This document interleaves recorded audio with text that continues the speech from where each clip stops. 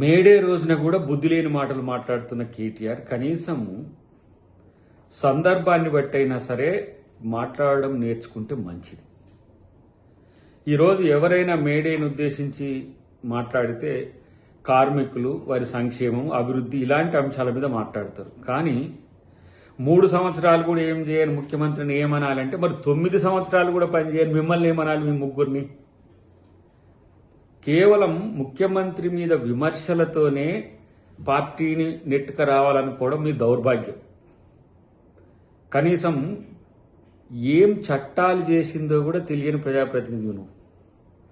ముఖ్యమంత్రి గారి మీద హాట్ కామెంట్స్తో నిరంతరం మీడియాలో ఉండాలనే తపన తప్పితే మీ నాయకుల కంటే అది కేసీఆర్ అయినా, కేటీఆర్ అయినా, లేకపోతే హరీష్ రావు అయినా మీకు ఇంకో పని ఏమున్నది?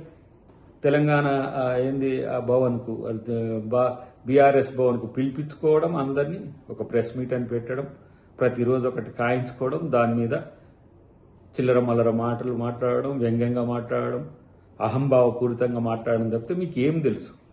ఇలాంటి పనికిరాని మాటల వల్ల మీ పార్టీ పూర్తి స్థాయిలో శూన్యస్థాయికి వచ్చాయి. అయినప్పటికీ కూడా ఇంకా బుద్ధి సిగ్గు రాకపోయే ప్రతిరోజు ఎవడేమనుకుంటే నాకేమన్నట్టుగా ఇష్టం వచ్చినట్టుగా మాట్లాడడం అనేది మీకు రివాజ్గా మారింది.